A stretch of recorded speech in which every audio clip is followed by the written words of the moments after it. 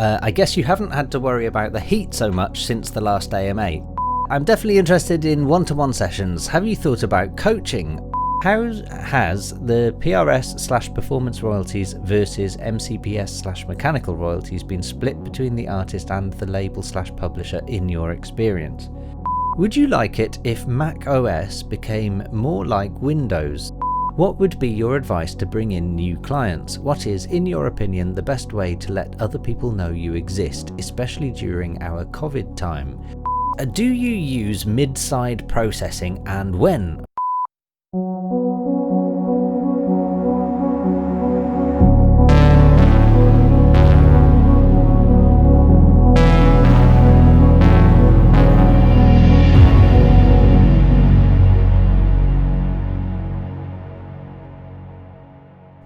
Hey guys, and welcome to the Kane audio vlog. It is Friday. It's time for another Ask Me Anything.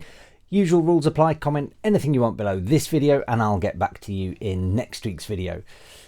Before I look at last week's video, is there any house admin? There definitely is. Two things I want to mention. First of all, I have been trying to build an online shop for 5302. So if you go to 5302.co.uk/shop, you should see, in fact I've got it open in a tab here. There's a tote bag, drawstring bag, a couple of t-shirts, coasters, mouse mat, basic stuff, a mug, and I've put a couple of the different designs. So the t-shirts have the tag design, and there's a few others. Go have a look. Hopefully that is all working. Who knows? So if anyone does go there and has any problems, then please do let me know. Second main bit of news. My screen is really damn bright. There we go. Yeah, Kickstarter. Thank you to anyone who subscribes to this channel and watched the video yesterday. I did upload a short video on my Kickstarter campaign. Yeah, I don't really know what to say. I'm blown away, to be honest. That's the first thing I've got to say. It's been up not even 24 hours yet, and I've hit half of the goal. I'm halfway there already. So thank you to everyone that's backed this project. For those of you that don't know what the hell I'm talking about, I put together a small Kickstarter campaign. Basically, I think everyone knows I'm putting out my album on my 5302 label as the first release in September. Pretty much anyone who watches this channel on a regular basis will know that. Yeah, so I thought I'd quite like to, as it's the first release on a new label, plus it's my first album and it's my album, I figured it'd be quite nice to get some CDs pressed. And when I started looking into getting CDs done in a self-release kind of way, you know, there's hundreds of companies out there that offer what they call CD duplication, which is basically just copying CDRs and a terrible print quality and whatever. And I know I've got, from back in my days of DJing, I've got cases of CDRs where, you know, I'd use those for music at gigs, and after a while, you know, after I don't know 5-6 years or so, the peel, the lacquer starts peeling off the back of the CD, and I do have cases of CDs that are just bits falling off and whatever. So that was kind of the last thing I wanted when it came to my album. So I had to kind of research, well, what's the difference with a shop bought CD and why doesn't that happen with them? And so it turns out it's all about the Glassmaster, basically. So yeah, so I thought, right, well, that's what I want. Clearly, if I'm going to be doing, you know, a few copies of my album on physical format, I want a good quality that will last. And yeah, it turns out it's not cheap. So I've set the goal, because I kind of, then I ummed and ahed for ages. Well, do I do a Kickstarter or don't I? Will anyone even want to back a campaign?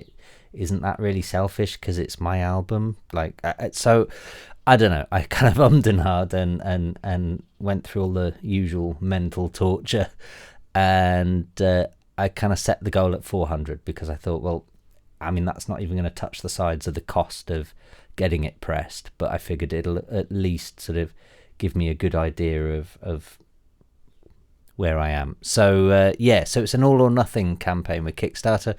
If I don't hit the 400, then I don't get any of it, and that's the way it is. So yeah, so thank you to everyone who's backed so far. Like I say, I set the goal of 400. We're at 213 already, and it's just under 24 hours. So I'm honestly, I'm blown away. I wasn't expecting that kind of reaction so quickly. So yeah, thank you very much to those of you who have backed. Anyone who hasn't backed, you are more than welcome to back. So the way I've done it is basically you can pledge whatever you want, basically, but you can, if you pledge £5 or more, you get the album as an MP3 download, and I'll throw in a bonus track as well. I'll also be throwing in the booklet. So I've my album is based on a story that I kind of made up in my head. It's only a few sentences per track of just a rough scene. It's not a book or anything. But yeah, that's at the minute. I've designed the CD case and everything like that, and the cover, and a little mini booklet with those few sentences per track written in. So yeah, so again, that'll be part of the physical CD. It'll be in the CD case itself. But anyone who pledges through Kickstarter will get that as part of the digital download as well. I'll send a digital copy of that as well. As far as I'm aware, there's no way of adding those things to things like iTunes, Spotify, Beatport, whatever. So I think it's fairly safe to say that will be pretty much an exclusive thing for whoever backs these the Kickstarter campaign. Look, at the end of the day, I'm not under any false illusions that it's suddenly going to become a global selling album. It's not going to. It's a niche market that I have at the very least. So and one I'm very proud of. So yeah, thank you very much to everyone involved so far. Right, that was a great big long waffle, and I apologise because I'm going to guess that most people watching this video right now already know everything I've just said. So my apologies, but screw you, it's my video. Right, looking at last week's video, let's see what questions we've got this week. Starting at the top, Cavalcade. Hi Dom, I hope you had a good week. Test, high five. I guess you haven't had to worry about the heat so much since the last AMA. No, I haven't. It's been a bit weird. It's been like 12 degrees, something like that. In fact, I tested the underfloor heating the other day. I've sort of set up a schedule on it and everything now. It works. It doesn't seem very cheap. It seems quite expensive to heat up. But that was in the first couple of teething days, so I think it might have. It seems to have come down since. So I don't know what that was about. It might just be everything settling. But one thing I will say, it was also quite slow at warming up, which I've never had underfloor heating. I don't know how quick it's supposed to be. But I kind of thought it'd be a bit quicker, to be honest. But yeah, so I set it to come on, and I think it took, because it was a bit cold outside. It wasn't, I mean, it's still summer, but it was below average outside, and yeah, it took probably 2.5 hours to reach temperature, but I'd set the temperature quite high just to test it all out, and it clicked off, and the temperature just carried on rising throughout the day. The floor wasn't hot, but the room was, so that shows that I've got something right in the insulation and everything, I think. So hopefully that's a good thing. And like I say, the temperature just carried on rising throughout the whole day then, and that's happened a few times this week where I've set the temperature to sort of go to 20 in the morning, and like right now it's 20.8. So the heating doesn't even need to kick in, but I know it's not 20 outside, so I think the sort of the general heat of the lights, the body heat, the computer, whatever's in here tends to maintain that heat quite well. So hopefully I'll be all right in the winter, but who knows? It's going to be a big test. The studio is looking good and sounding good too, judging by your voice last week. Much better than the week before. Thank you very much. That could be a microphone difference. This tends to pick up a shorter throw. The mic I was using was a shotgun mic, and I liked it because it just wasn't in the way. It was off camera, and it kind of made sense to use that, especially when I was in the back room of the house, because I didn't want to be, especially in such a small space, didn't want to be loading and unloading and whatever and setting things up every time I'm wanting to record a video. Whereas this, because it's a different desk and different space, I can still see the screen fully, I can see the room, I can see everything around me with a microphone in front of me, so it kind of makes more sense. So partly my voice improving will be down to the microphone being a better microphone. But yeah, that shotgun mic, it's not a cheap mic, the Rode Video Mic Pro, but it's certainly not my favourite mic, I'll be honest. Anywho, I'm definitely interested in one-to-one sessions. Have you thought about coaching? I'm guessing that would probably mean a monthly or fortnightly half-hour or hour-long session, but at least that would be a regular income. Personally, I'd like to get help on whatever areas of focus will best help me finish more music. Yeah, it's something I've thought about doing. As I probably alluded to earlier on, I struggle with I guess mentally I've always struggled with imposter syndrome. For anyone that doesn't know what that is, I think all of us have it to some extent or another, but I've always kind of felt like I've scammed my way into the music industry, and that I don't actually have any skill or talent, and that one day someone's going to find me out and someone's going to go, hang on, he doesn't know what sidechain is or something, and this guy's a phony. So when it comes to things like doing my tutorials that I enjoy doing in the videos, I kind of structure them as best as I can. Even then, I'm still a bit wary of like, oh God, is someone going to go, oh, this guy's an idiot, why is he doing it this way? And I think with things like one-to-one sessions and coaching, I feel like to be a coach, you kind of need a good but substantial sized ego, and I'm not sure if I have that. I'm not sure if I'm confident enough to do that, because what I wouldn't want to do is say, for example, say we'd booked you in for an hour session today, and let's pretend we did it on Zoom or whatever, and I sit there going, right, okay, what do you want to learn? And you say, oh, I want to learn about X, Y, and Z, and I'm like, oh, I don't even know what that is. I just feel like, well, that's a waste of time and money from everyone. So I don't know. So I'm sure I'm capable of these things. I just sometimes need to boot up the arse.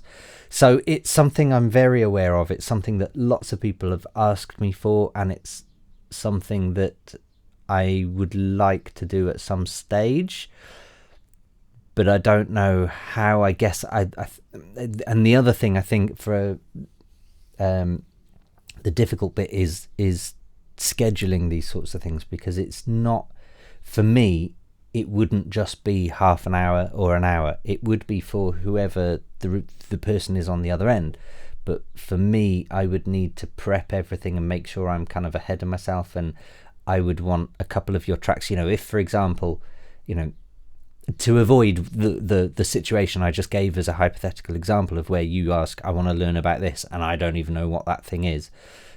I would want some advance warning of, well, what is it you're looking to do this week? And let's say, for example, you want to learn how to do a mix down or something. You want to improve your mix down on this track. Well, send me that track beforehand, and then I can have a listen to it and I can make some notes. So that 1 hour phone call or Zoom call or whatever it is actually maybe 2 or 3 hours for me anyway. So I think there's a lot in terms of logistics in how I would do that. I think I would have to sort of schedule, like, one day a week or a fortnight where I can blitz through everyone in one go, and then sort of the day before I can prep all of those things as well. So so there's a lot to consider, but it is definitely something I am considering, which is how I know about these problems I've just brought up. So it's on the cards. I guess watch this space.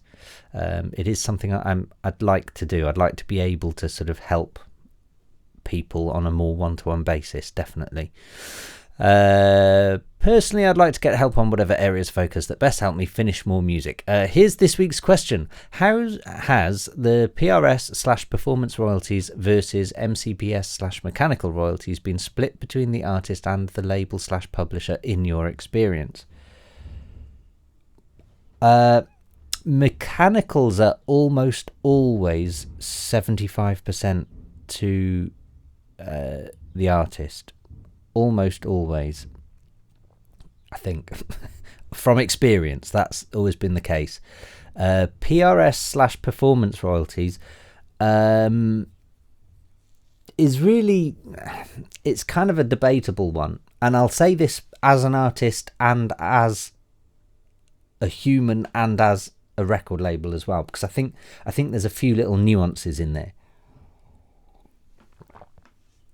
Today, you will find most record labels will want a cut of your performance royalties.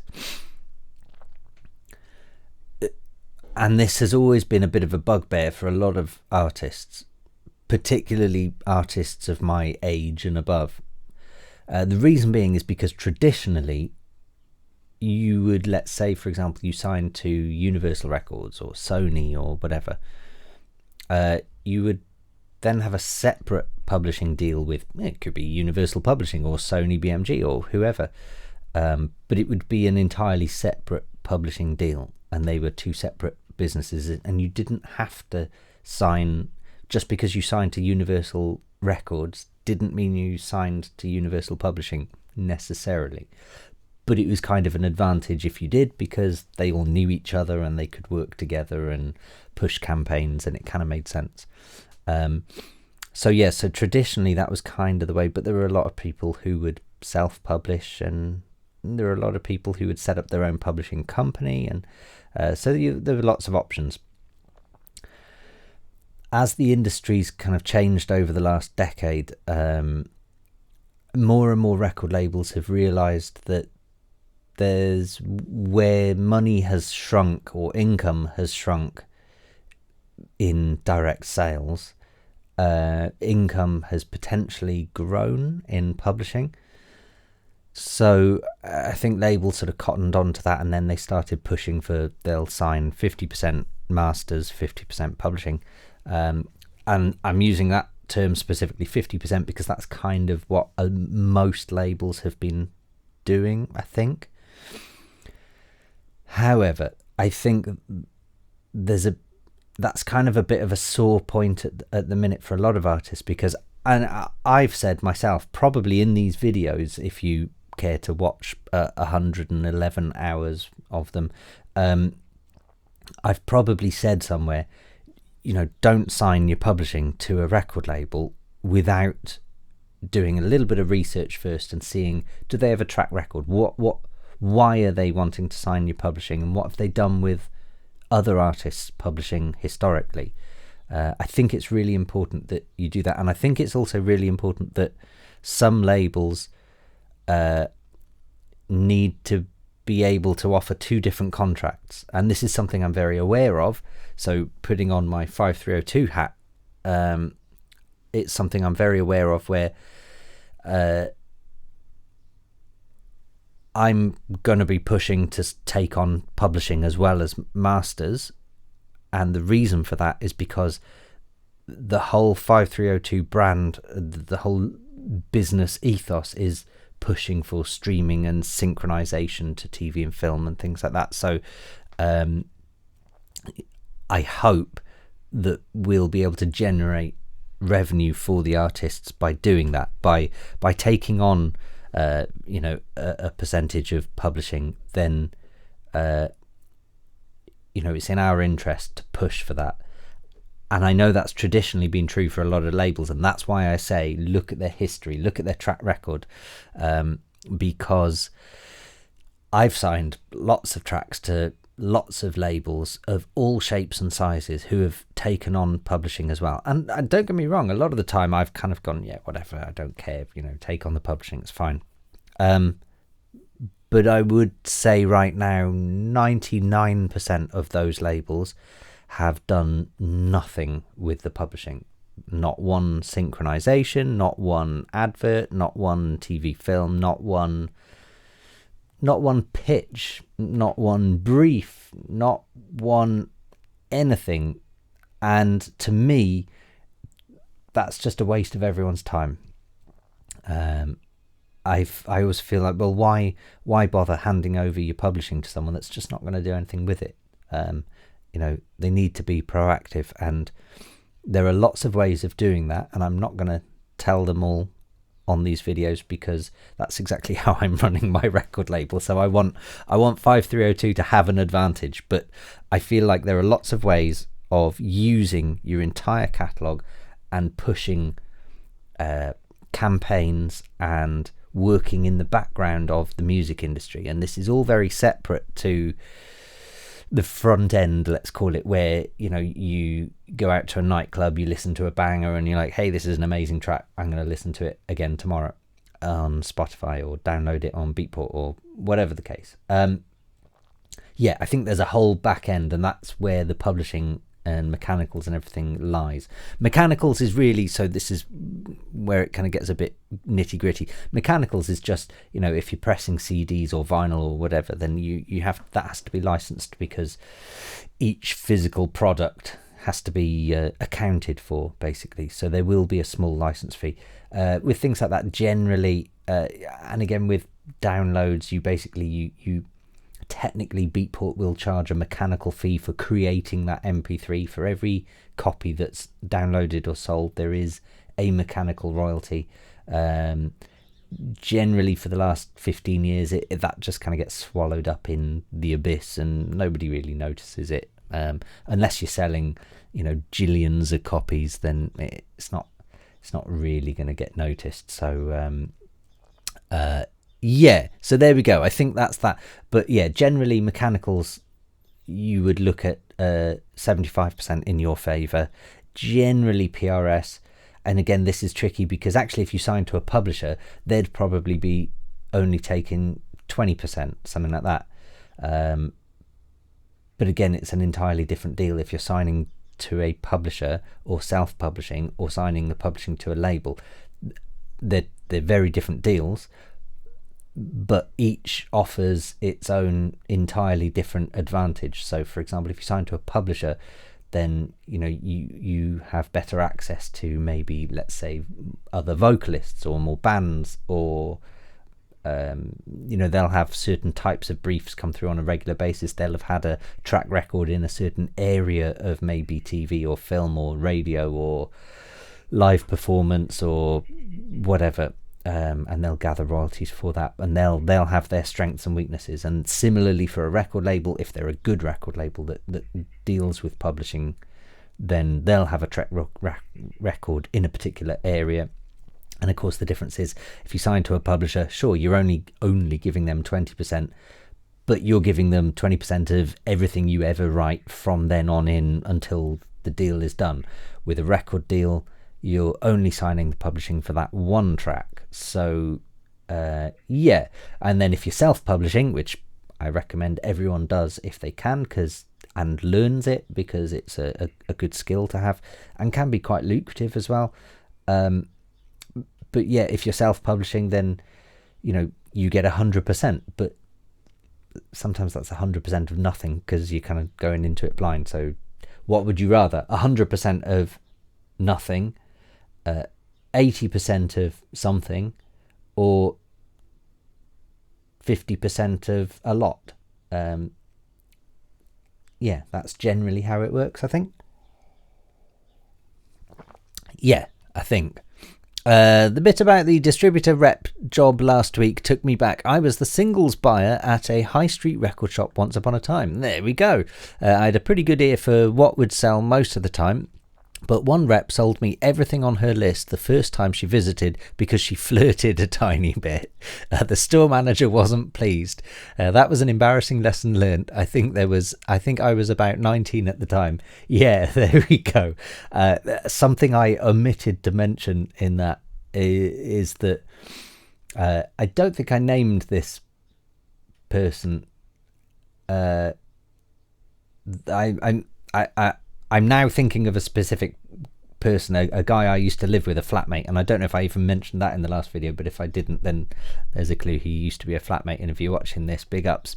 Yeah, but I mean, I remember his job was obviously he wasn't probably the best flirt, but he did throw a good party, and yeah, would quite often go out on a Friday for a work do and wouldn't get back till Monday, let's put it that way, along with store managers and all the right people, the sales reps. So yeah, yeah, if it wasn't flirting that was your skill, there was probably some white powder involved, I hate to say. But that's the old school music industry. It's kind of weird looking back at stuff like that now. It kind of felt like, yeah, that's how the music industry was. And it's really wrong. It shouldn't have ever been like that, but it was.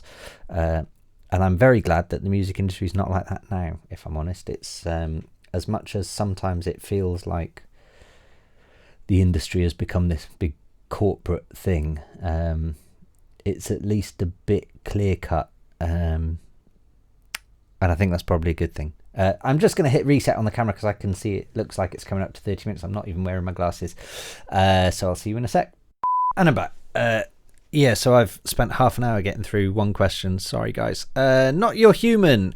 Hey, Dom, hope you had a good weekend. This question is a touch weird. Would you like it if Mac OS became more like Windows? No more giant updates that breaks software and VSTs. I would like that, but I've never used Mac OS before. A good question, an interesting question, a strange question.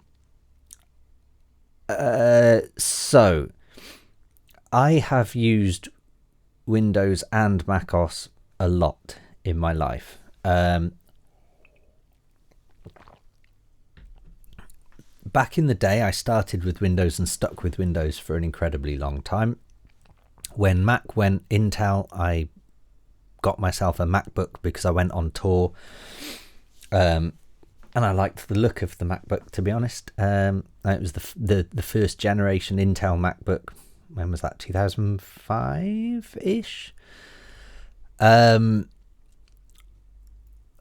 I quite quickly fell in love with macOS. It was incredible. Just the small things, like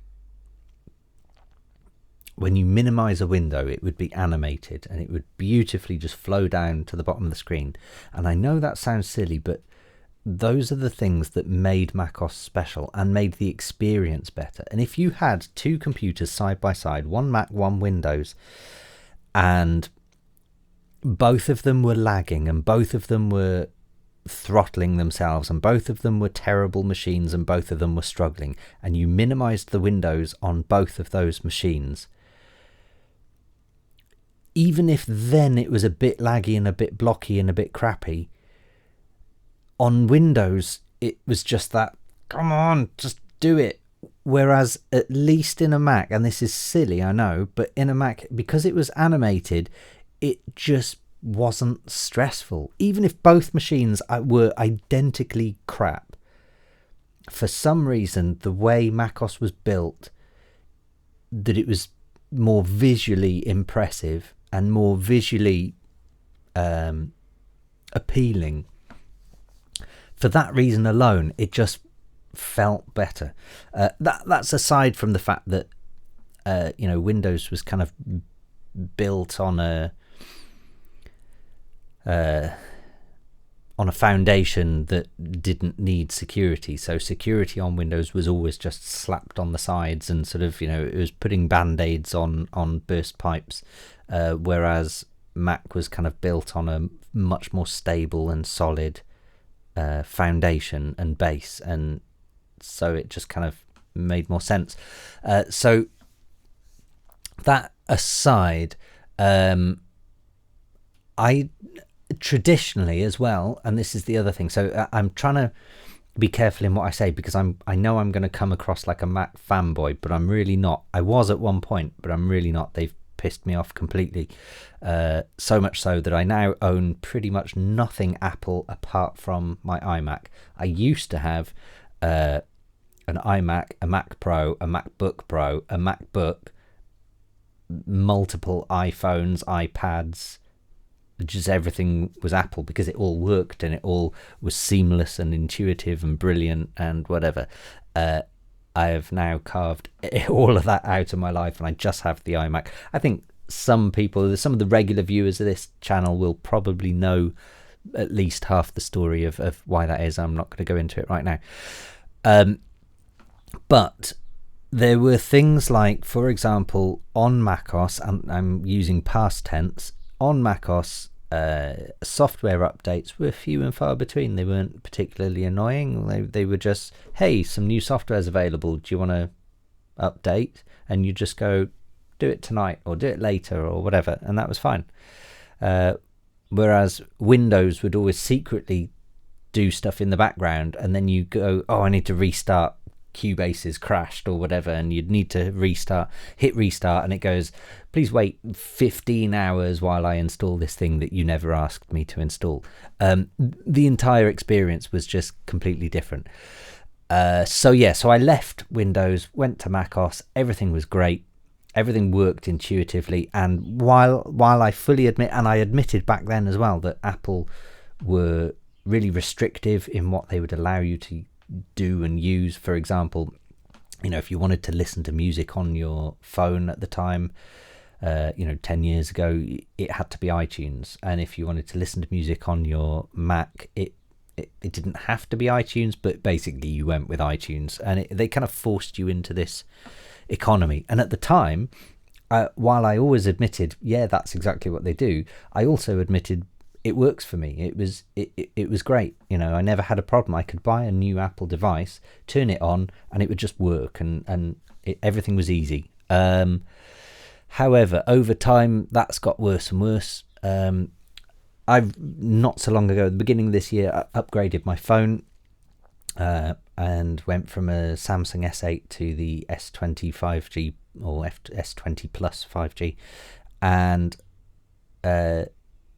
upgrading, I remembered how easy it was buying a new iPhone, because everything was backed up on iTunes, and you'd plug in the new one, it goes ping, hey, do you want to reload as Don Kane's iPhone?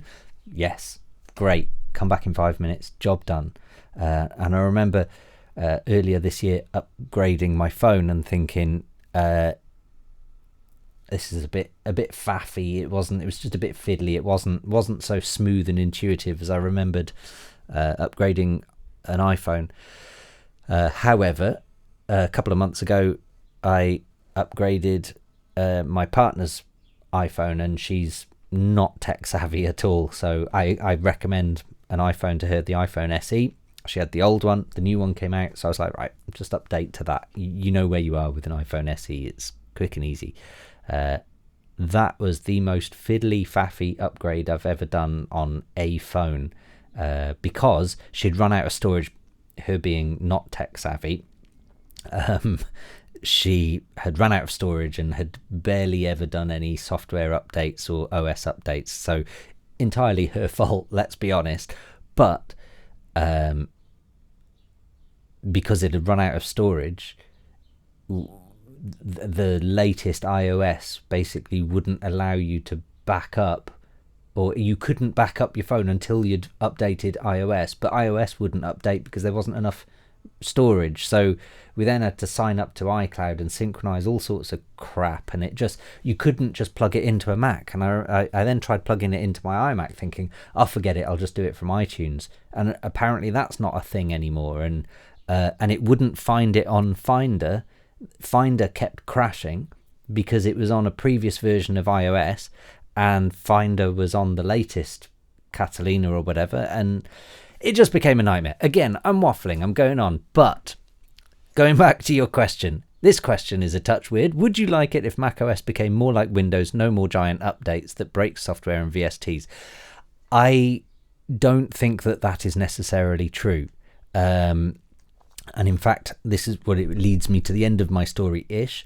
So I converted to Mac, then 2 or 3 years ago, I had a project to do some sound design for a VR game, and at the time Oculus Rift was, let's be honest, it wasn't going to work on my Mac Pro or anything Mac, so I bought a gaming PC, not a particularly good one, but it was within the project budget, so fine, got the PC, got Oculus Rift up and running, and it was Windows 10, and I thought to myself, this is pretty good. And at the time I was getting more and more annoyed with all the stupid things Apple were doing, and yeah, I thought to myself, I could probably get used to this with Windows 10. It's smooth, it's good, great.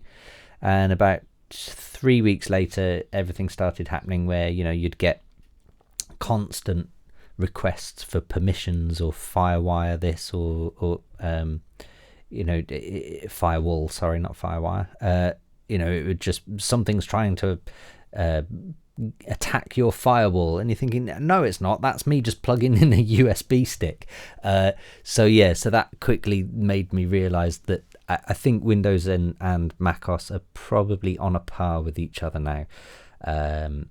And I think it could be interesting to see how that moves when it comes to music production, because actually I think you'll find that there is much better support for macOS stuff out there now, because macOS has become so popular where everyone owns a MacBook, or it feels like it.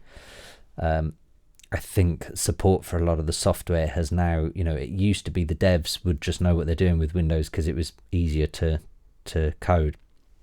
Whereas now I think that's probably more true for macOS. So, yeah, I like your question. It's a bit of a weird one, but focusing entirely on VSTs and stuff, I know what you're saying. Like with Catalina, all of a sudden everything was incompatible. And I'm guessing this question came to you because Apple have announced that they're now going in-house. They're going away from Intel after, 15 years, and they're now doing their own stuff. I seriously doubt that that's going to have a big impact on us music producers, to be honest. And also the other thing is, and I think it's common sense, is on Mac, always just stay one behind. So if I'm on Catalina on this, so I'm not sticking to my own words, but the reason I'm on Catalina is because it was an iMac I bought the end of last year, so I didn't really have much choice but to have the latest OS, whatever it came installed on, and Catalina had just come out. But I will tell you this, I'm on Catalina, and once I'd got past the initial hurdles of everything feeling like it was incompatible and me having to update and upgrade and whatever, once I got past all of that, it's fine, and I don't think I've had any issues. I don't think I've had any software that hasn't worked. It was annoying that Ableton 9 wouldn't install, but that's the only one I had an issue with. I know Ableton 10 will, but I'm not paying the upgrade fee for that because I don't use Ableton enough to warrant it. So yeah, so no, I guess is the answer to your question. Would I like it if macOS became more like Windows? No, because I still find Windows to just be unintuitive and cluttered, very cluttered. Apple is getting worse. I think macOS, every version of macOS that comes out is more and more like Windows in the little bugs and annoyances, but that's not a good thing. So there we go. Francesco Di Carlo. I really appreciate what you said about exposure, quality control, and royalties. Thank you very much. FanFan87, salut Dom. I'm starting a career as an audio engineer. I already have some regular clients creating my website, printing business cards and such, but not enough to be sustainable in long term. What would be your advice to bring in new clients? What is, in your opinion, the best way to let other people know you exist, especially during our COVID time? We can't count on word of mouth, unfortunately. Have a nice day. You too. That's a difficult question. How do you get exposure in this day and age? I honestly, I don't know if I know the answer to that. I think as an audio engineer especially, first of all, you need a website, and that's a given. We all need a website. I'm kind of hesitant to say this, but I think maybe social media is unfortunately probably the strongest way of doing it these days. There are websites out there that I've joined, like soundbetter.com. Also, audio.net offer a mixdown option. I don't know if I've ever had a booking through them for mixdowns. I get feedback requests regularly and I enjoy them. I don't know if I've had a mixdown job through them. There's lots of music industry websites and stuff out there, but a lot of them you have to pay a subscription to be able to get work, and I feel like they're already taking a cut of anything you charge. Why are they then charging a subscription on top for you to be able to then get them more commission? And that doesn't make any sense. Is it UK Music Jobs or something is one that I think a lot of people use in the UK. I'm guessing there are probably others around the world. Yeah, I think it's interesting because social media is probably still the strongest form of communication or marketing. It was Facebook. Apparently it's not so much anymore. Apparently lots of people are deleting their Facebook accounts, lots of millennials, so that's around my age-ish. Apparently we're all deleting Facebook, which I kind of agree with, but at the same time I have a lot of clients and contacts on there, so and I run pages on there, so I don't know. Yeah, it's a tricky one because I have tried all sorts of things before running Kane Audio, and it's not an easy thing to do. I think your best bet is really pushing for trying to find a couple of solid regular clients that produce quality content. And I think so long as you can match their quality or improve it, then they will always recommend you to others. And if they have a good solid flow of clients, then you're more likely to get a good flow of clients as well. So I guess what I'm trying to suggest is maybe collaboration with companies, not necessarily artists, but companies who maybe have a pool of artists. I think I'm being a bit vague there, but I kind of need to be, because there's a million different options within that spectrum, I guess. Yeah, so there we go. Hopefully that helps. It's not very specific, but that's the best I can do. Francesco Di Carlo again. Can't wait for your album. Thank you very much. High five for you. And Francesco Di Carlo again. And again, I really appreciate the last part of your video as well. Politics is crucial. In a late sense, you do it choosing a product. You do it asking why and what for. You do it even by demanding evidence and arguments against easy opinions and critical and acritical supporting. Artists and music always in history have played a key role for ideas in the need for change and always gave a significant contribution to the well-being of people, always. And this is politics in a true noble sense. Yes, it is.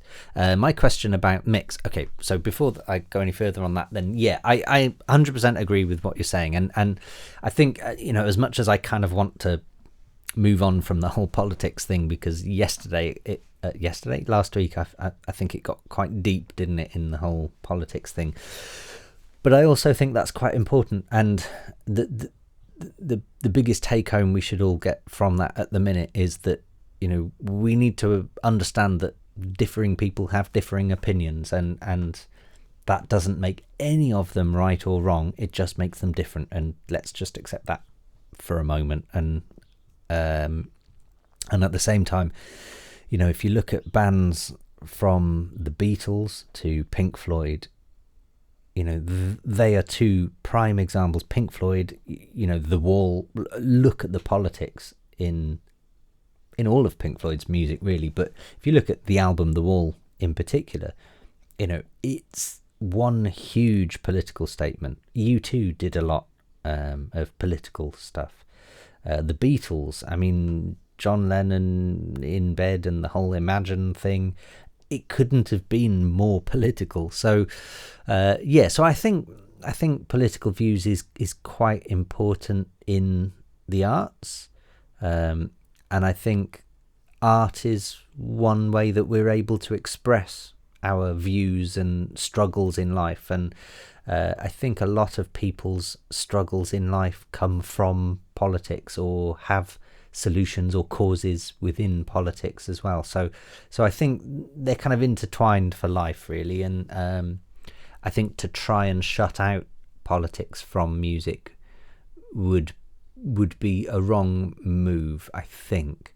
Well, let's face it, to request people shut out politics from anything is basically fascism, isn't it? So so it's probably not a good idea to do that. And I do see a lot where a friend of mine who's an artist might post something that's somewhat political or whatever, and you'll always get a bunch of comments in there going, "Oh, stick to the music." And it's like, well, this guy's a human being behind his music. He's equally right. Allowed his opinion, as are you. And I don't know. It's a tricky one. My question about mix. Do you use mid-side processing, and when? What do you think of Isotope's neutron mixing plugins? Cheers. I have not tried Isotope's neutron mixing plugins, but I will look into that, because big shout out to Isotope. I don't know if anyone remembers, but when I bought this Mac and upgraded and everything and went through the whole Catalina nightmare, Isotope were one of the companies that came out of that fiasco as hands down fantastic company. The guys there helped me out no end. They sorted me right out. So I will forever be their supporter just for that. So Isotope's Neutron, I will look into that. A mixing plugin sounds scary, but they've always done a lot of, I want to say experimental, and I guess technically it comes down to experimental, but they've always been at the edge of morally acceptable, groundbreaking plugins. I don't know if that's good or bad, but it is what it is. But yeah, they've always done some properly groundbreaking plugins. So as for, do I use mid-side processing? Yes, I do. Absolutely. I'm a huge fan of Brainworks, and anyone who follows my channel will know that I love Brainworks and all of their plugins. If you head to Plugin Alliance, then you'll find all the Brainworks stuff there. I use BX-V2, which is an EQ, and it's got mid-side processing, and I also use BX-XL, which is multi-band compression, and again with mid-side. I love the fact that they have things like a mono maker built in, so you can basically change from side to mid below certain frequencies. You can really push things and get creative with mid-side stuff there. So yes, I do use it. And as for your question, when? Only ever when I'm already happy with the mix down. It's one of the last things I use. I don't... Okay, sometimes... Right. okay, here we go. I've just remembered another thing. So yes, I use mid-side processing as well in the writing and production stage, but that's only in experimental stuff with Bitwig, where maybe I want to split a signal off and lace the side in reverb but the mid in delay, and then converge them back, or just do something weird or add some saturation. So it's about signal splitting, which is mid-side processing, but probably not what you meant. So yeah, I'll just get that bit out of the way first. But yeah, as for when I use it, other than that, it's one of the last things that I'll do in the chain. So it will be in the mixdown. I would rather get my mix sounding as absolutely tight as I possibly can, and as well balanced, and I will pan a few things left, a few things right. I will get that sort of side balance as best as I can. I might use maybe a stereo expander on something subtle, just a touch here and there, but barely anything, just to get a good central balance. And then when it comes to the last chain of compression, I'll be more inclined to look at things like mid-side. Again, with the Brainworks plugins, you can solo the mid or solo the side, which is a huge advantage, because sometimes if you solo the side, you can just hear some sort of low frequency or mid frequency, but low for sides, some mid frequency saturation, and you can kind of play with that and either boost it if it's a good one, or cut it out, which is generally what I'll do. And so you can just sort of bring in a bit more air and sparkle to a track. So it's kind of a fiddly thing to do with mid-side processing when it's done right. I think it's a good one. So yeah, and I can see FanFan87 has replied to your comment saying, what would be US hip-hop without politics in the music itself? Rhetorical question. Haha. Indeed. Yeah, and there we go. So like I mentioned with Pink Floyd or U2 or the Beatles, or so many great bands. Not that I was a fan of the Beatles, but they were still great. Yeah, and exactly the same. Yeah, US hip hop, of course. I mean, that wouldn't even exist without politics being in there, really, because that's what it's all about. And actually it is the politics that almost dictates the direction of things like US hip hop and culture in itself. And I think that's probably true around the world, that the politics of the day dictates culture and counterculture. So if you look at in the UK, for example, in the 80s we had Margaret Thatcher, and the counterculture to that was the whole ska punk movement from the 70s into the 80s.